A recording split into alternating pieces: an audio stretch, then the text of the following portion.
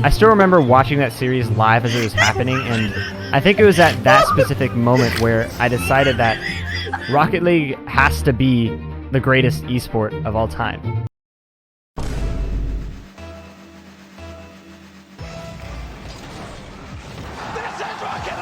Hello once again, ladies and gentlemen. I'm Anton, and this is This Week on Rocket League. This is of course the series where I bring you all the most relevant, random, and ridiculous things this game has had to offer over the course of the past week. And boy, do we have a crazy episode today. But let's first get to what's been going on with the game itself. Rocket League got an update early last week that gives a couple upgrades to the free play mode of the game. You can now use the D-pad to either put the ball in front of you, put it on your hood to start dribbling, pass the ball to yourself, pop the ball in the air, or shoot it at the nearest goal. I mean, you could already do this with Bacchus mod, but now also console players can use these features as well. Thanks to this, I finally learned how to air dribble.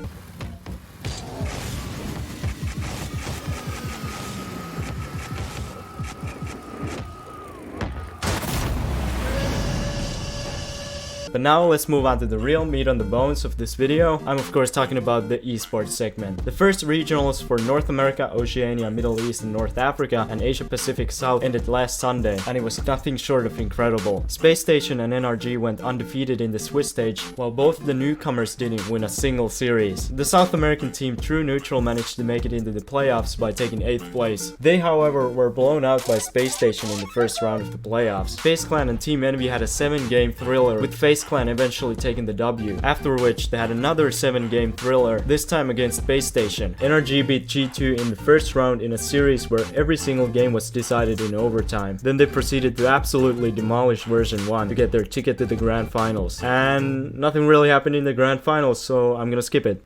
I'm only joking, it was absolute chaos. The first series was really tight and the tensions were high when Firstkiller and SquishyMuffinz began to beef in the middle of a game. Insults were hurled at one another, all the while the admin must have been there staring at the screen thinking, how did his life lead him up to this moment? GarrettG posted the chat messages on Twitter, to which Firstkiller replied defending himself saying that Squishy actually started it, to which Squishy replied saying that he is such a child. I mean, he's 16, so I guess he is a child. GarrettG didn't hold anything back and replied with this. What is going on? This is in the middle of a first series of a grand finals, and GarrettG is roasting the opposition on Twitter. What's next? Someone's gonna start adding yo mama jokes at the opposition in the middle of a fall major grand finals. Seems like this threw NRG off more, however, as they got blown out 5-0 in game 5 to lose the first series. At this point, Justin realized that something had to change, and he of course went for the most logical option. He brought out the Merc. I'm not joking, he played with the Merc in the grand finals. What even is Rocket League anymore? To be fair to him though, it worked out pretty great since he immediately scored a hat-trick, and one of them was a flip reset goal. He's playing with a Merc. I can't be bothered. What's going on? You know what? It's a renaissance for the Merc. A comeback of the century. I mean,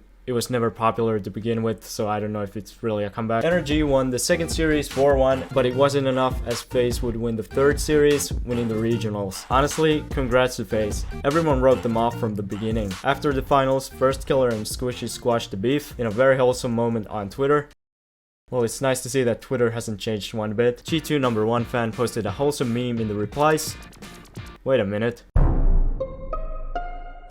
But that was the NA regionals. How do we even continue from here? Renegades won the Oceania regional, getting 5 sweeps in the process. They lost 2 matches before the second series against Ground Zero. This is starting to look a lot like League On to me. Sandrock Gaming won the first Middle East and North Africa minus North Africa regional pretty comfortably. They lost 3 matches in the whole tournament. All the other teams combined couldn't win a series against them. Forget Oceania, this is like League On squared. Last but not least, Alke won the first Asia Pacific South regional, losing only 1 game in the process. They had 6 consecutive sweeps. The 3rd and 4th place team doesn't even have a logo. Forget MENA. This is like League On Q. Moving on to the qualifiers for the other regions. In Europe, these are the teams that will be taking part in the first EU regional this fall. Team BDS went on with their usual business, destroying everyone. Same with Team Vitality. Also, it's always great to see that one of the top 4 teams in Europe is called the Monkeys. Someone else didn't have such a great time, however, as FC Barcelona was very disappointing.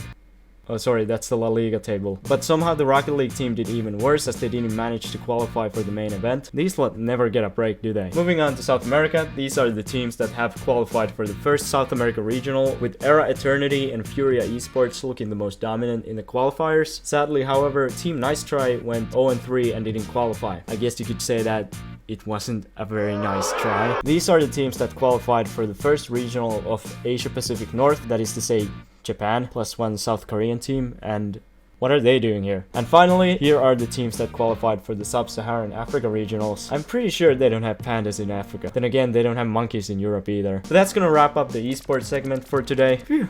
I need a break. This has been a crazy week, to say the least. Please let me know in the comments down below what you thought about the regionals and did you even watch them. But now let's take a look at the best, well, usually it's the worst, that the community has had to offer this week. You can have many opinions about the matchmaking in Rocket League, whether you like it or not, but this match that Spiffy99 played maybe takes the cake. We're gonna skip the obvious fact that there are 3 completely different ranks in this lobby. Why is the bronze a veteran? And how did they only lose by 1 goal? Ones can be very rage-inducing, but maybe Blacksmith C4814 went a little too far here.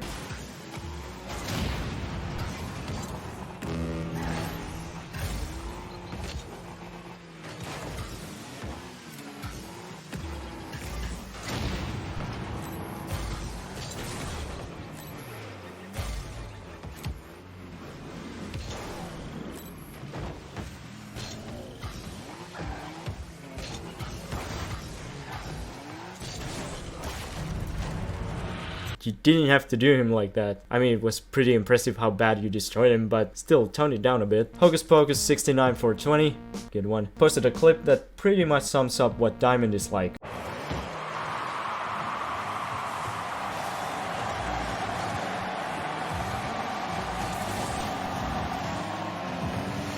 Switch was playing once when his opponent missed an empty net. That's pretty normal so far, but then his opponent started begging him to let him score a free goal, calling him unfair and starting to waffle about how he actually played 10 times better. Something about toxicity. It never gets old. But that's it for this week on Rocket League. Hopefully you've enjoyed this episode. I know I have. It's been a crazy week and hopefully we get even more crazy stuff later this week with the EU regionals. Thanks for 140 subscribers. It really means a lot to me. Go follow me on Twitter, like this video, subscribe, share. Check out this video or this playlist. I've been your host, Anton. Bye.